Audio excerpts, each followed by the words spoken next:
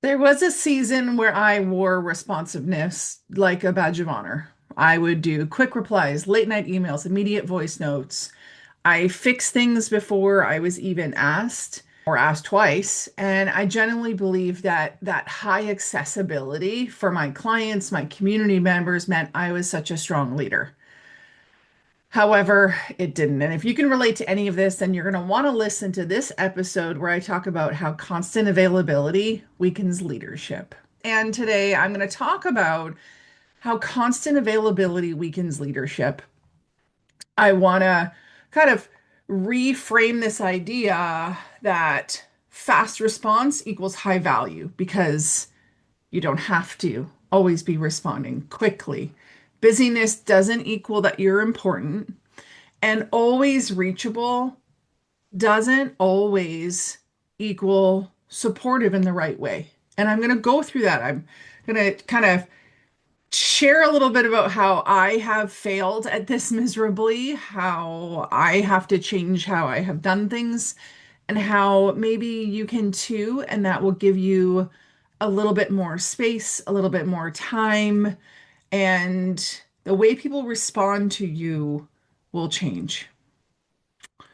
So, how does it weaken leadership? Well, first of all, it trains urgency, right?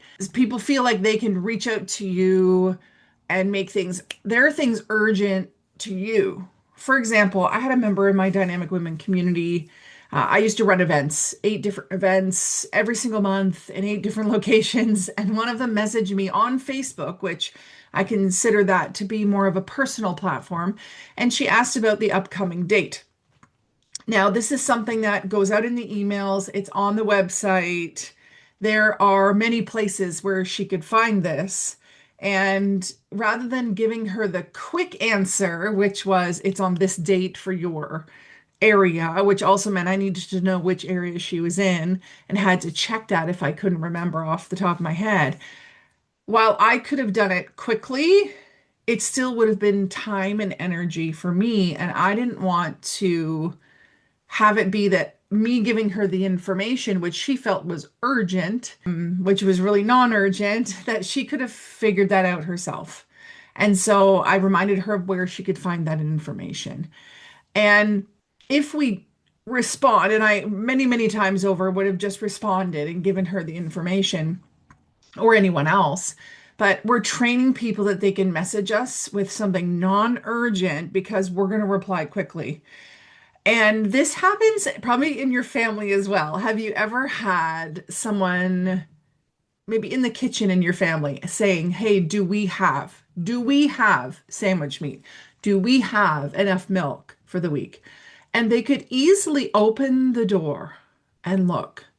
Or do we have any apples? They could easily look in the fruit bowl or wherever you keep your apples and figure that out. But when we respond, because if you're anything like me, you have like a mental note of everything in your fridge and how many you have and when it's going to expire and how many more you need. You know all of that. However, it doesn't mean that you have to be the only one carrying that mental load, right? So, when in that case, it's training the urgency that people can come to you for their urgent matters, but also it's also training others that they can expect like a same hour turnaround of answering a question for you. Or maybe a team member of yours would stop problem solving because they know that you'll answer the question very quickly for them. But the thing to note here is people are going to rise or they're going to shrink to the level of access that you provide to them, right? So when you respond instantly, you train others not to think first. And we want to train people how to not only be themselves, but how to treat our time. So after urgency, it also erodes any boundaries, right? I know that for me, when I have my phone out in family time, dinner, at the park, whatever it may be, if I have my phone there and out, then that means mentally I'm with other people. And so if they're able to text me, call me, or whatever in family time, maybe outside of hours or such, then it means that I'm not necessarily fully at work and not fully with my family. I'm split between the two and frankly not doing well at either one. So it's eroding those boundaries of when is your time and others' time. And it means that if I'm always available to my clients, my team, and also feeling like I'm always available to my family at all the times of the day, because it's just the same thing, right? If I have my family messaging me during the day with something that doesn't matter when I'm in work time, that is for that moment, that is pulling me away from my focus. And I'm talking about like trivial things, then that means that I'm pulled away and I lose that momentum. So now, while at work and with my family, I keep my phone on silent. The next problem that occurs is it erodes it encourages dependency, it erodes independence. And in that case, like, remember when I said before the story of the woman who asked me when the date was? Well, another time she messaged me and said, "Well, can you just sign me up? Can you sign me up?" And I had like probably over 300 people, 400 people who had been coming to the events. And so she asked me to sign her up. And while that in, that could take a couple minutes, I responded back that she knows where the sign up is, that she could do it. And she said, "Oh, I know I can do it. I just knew it would be faster for you to do it." And it made me laugh. And I joked with her later about it. But I was like, wow, how I had to take responsibility for that because how I treated it in the beginning with just one location rather than 8 locations was that I could give that serve level of service where I could sign people up. But in this case, she continued to want to do it. And so she definitely became dependent on me to do these things for her, right? It's just like if you have a team member or a virtual assistant who might be waiting for your approval on small decisions rather than just figuring it out themselves, or a client asking you questions that they could easily answer themselves. So if you are the fastest solution in the room or in someone's mind, then no one else is going to build their decision making muscle. And that is something that I am really striving to do now with my family. I've done it with my business, but with my family, definitely. And this is the benefit here is if you can do this, you as a strong leader, you're going to start building strong leaders.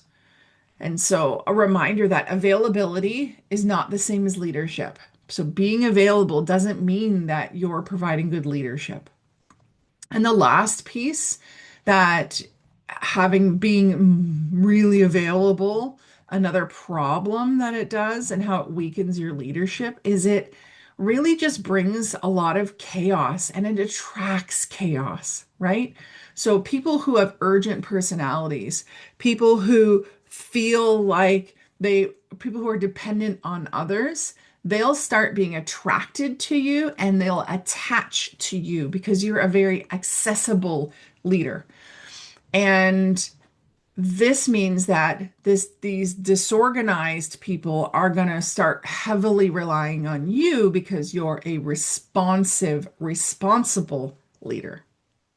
Makes sense? And I realized that because I was taking messages on Facebook, email, text, everywhere, that I was unintentionally building a culture of urgency, of chaos, of dependency. And so now, by having a delay on how quickly I respond, or moving it from one platform to another, or reminding them that they know or giving them the power to do it themselves, I have started to regain that space and build a team and build clients who are more independent.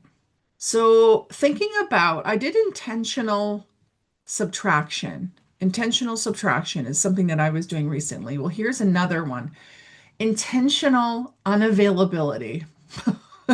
being un being intentionally unavailable to others. And what can that look like? First, let me tell you what it doesn't look like. It is not coldness, it is not selfishness, it is not ghosting, it is structure. And I can remember my marketing and graphic designer telling me after some time of being just available at any time and available last minute was she said, I am going to be available to work on things between, let's say it was like Monday to Thursday. And Thursday at like 4 p.m. will be the last time that I'm accepting any kind of design work. And that gave her the Friday to kind of finish off. And so she was very clear about that. She would not respond after hours. She would not work after hours. She wouldn't work on the weekend. And if I needed something done, I had deadlines because if I had it done sooner, then like giving it to her sooner, then she could get it done sooner and there would be no chaos. There would be no urgency happening. And it would give her time and it would give her the freedom on her time off. So, what does this look like in practice for you? Here's what you can do: delay responses, even when you could respond immediately. So, you might see a message come in, but if you're in the middle of something, and even if you're not, it's okay to delay response. Obviously, if something's urgent, you can reply right away. And maybe there is no same day access to you unless it's scheduled. So if a client reaches out with a question that's not part of their package to be able to have urgent or emergency calls, then you just answer whenever it fits you. And so that might be you have email blocks of time in your schedule that's when you go and answer those. It's important that you protect your thinking blocks, your deep work blocks, your writing blocks, whatever these times are, with no meetings and no responses and no emails so that you can get your stuff done. It also means real vacations where you're actually offline. And this is something that I do my very best to do. And when I was in Kenya, I definitely was like, I'm offline because we had no guarantee that we would have any Wi-Fi access or data. And I didn't bring my computer with me. So for that time, I definitely was offline. But the way I do it now is everyone knows they can email me or WhatsApp me for quick things. And well, you may say, well, WhatsApp gives people immediate access to you. And I'm okay with that because I find when I get into email, then I'm doing more professional responses, longer form responses, where WhatsApp, I have the ability to do a quick voicemail back or to keep things really casual, which has worked for me. And so when I am away, I am only doing any kind of last minute approving from my team. And I like to keep the kind of WhatsApp line or the email line open if clients need me because things can arise. Having the virtual assistant agency, VA Made Easy, issues can arise, and I want to be available for my team.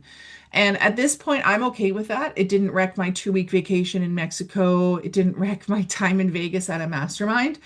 And I was able to kind of get ahead of things. And until I have someone in that higher level management role, then that's the way it's going to be. Another thing you can do is just say, like, thank you for your message. I'll respond tomorrow, or I'll respond Friday, or whatever it might be, without over explaining. You don't have to say why, you don't have to apologize.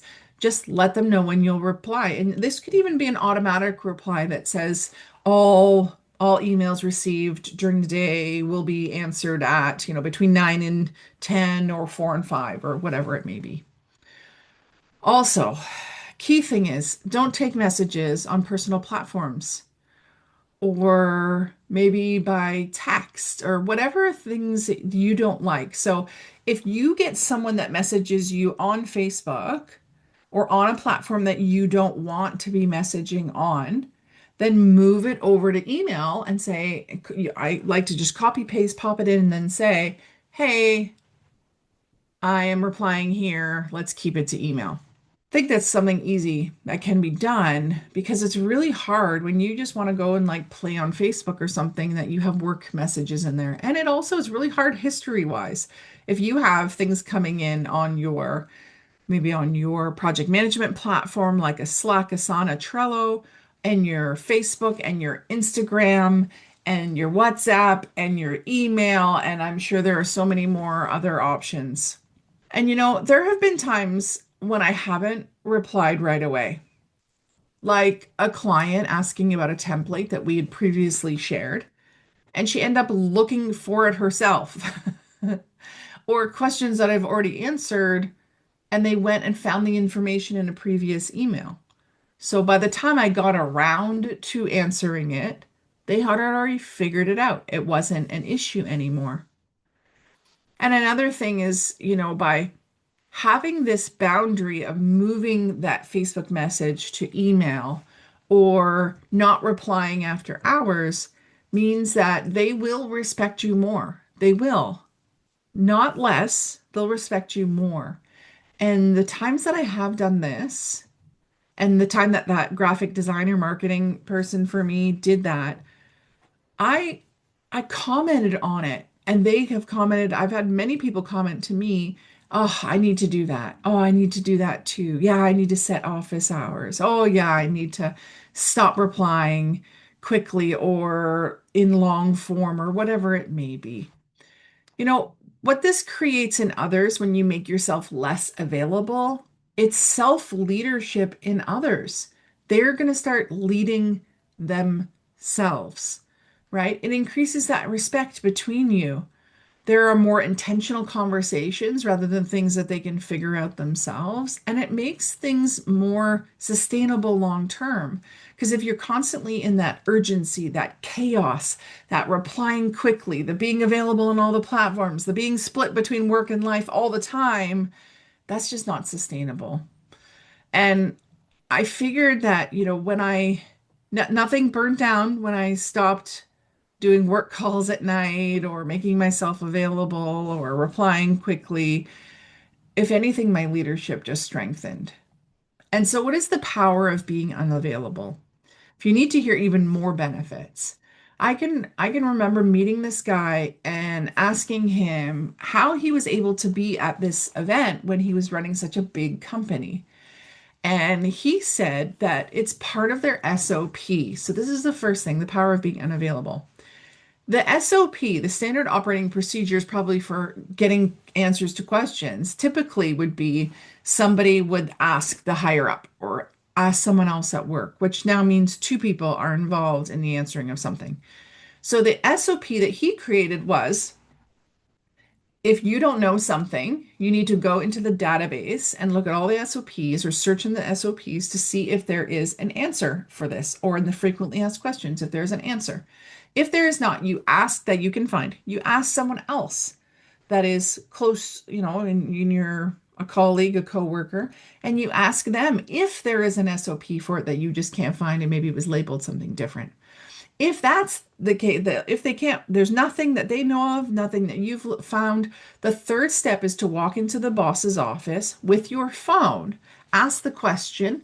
The boss at the same time is recording you on video with the answer. Now you are getting the answer, and now it's your responsibility to create that as either an SOP, a standard operating procedure, or to do it as a frequently asked question, an FAQ.